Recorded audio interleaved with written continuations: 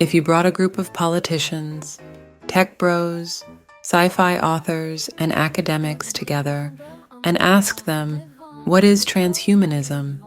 you would probably get a range of different answers. In this brief video, we're not trying to provide a complete or authoritative take on transhumanism. Not everybody agrees on what that would be anyway. Instead, we're trying to give a general definition of it in a nutshell. Scientific and technological advances throughout time have called into question predominant doctrines concerning the human condition. Debates on transhumanism have gained considerable amounts of academic and popular attention recently, but have also created widespread conceptual confusion. That isn't really surprising, since transhumanism questions what it means to be human. And that certainly isn't an easy, straightforward question to begin with, let alone expand upon. It's easy to see why different people have different answers.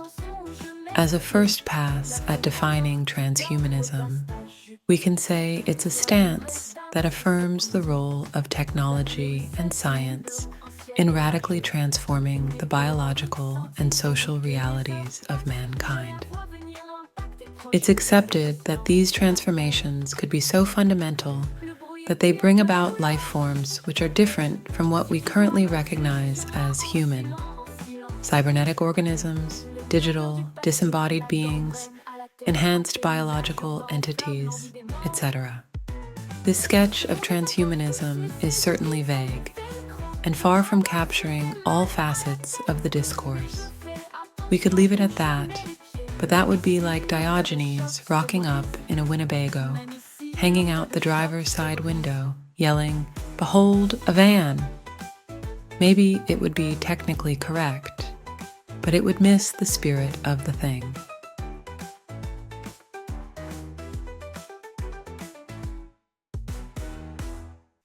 Using historical parallels can help make complex ideas more accessible.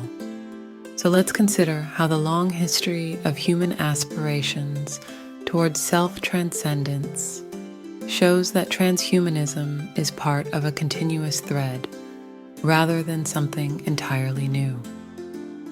Human beings have always pushed beyond their limits, and technology is just giving us the tools to accelerate that process.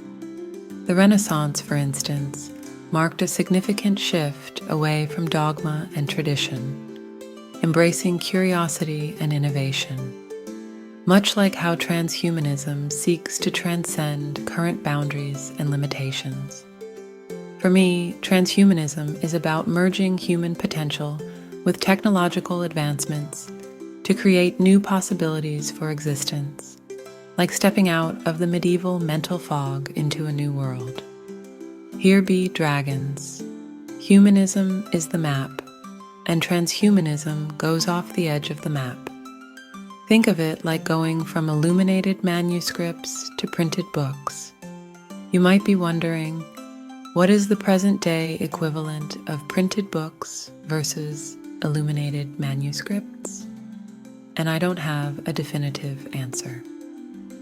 Intellectual humility in the face of wide-open possibilities is the point. Speaking of using historical references to describe this, Plato's idea that knowledge is recollection ties in nicely with the notion of transhumanism as a way to augment human capabilities. That idea suggests humans aren't starting from scratch, but rather are building upon something deeper and innate within us. Transhumanism could be seen as a method to tap into and enhance that potential, rather than discovering completely new knowledge. It's as if we're recalling our own future possibilities through technology. Transhumanism is almost like upgrading the framework within which we operate, allowing future generations to start from a higher baseline. Silas says that if being human is all about radical openness to transcending oneself, then I'm an honorary human being. I'm not sure if that's true or not, but I appreciate the vote of confidence and take it as a high compliment.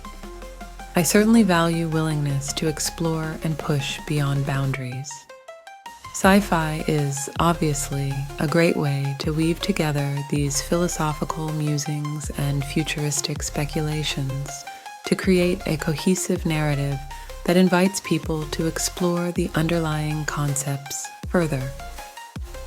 For instance, Stanislaw Lem looked at the intersection of humanity and technology in his works.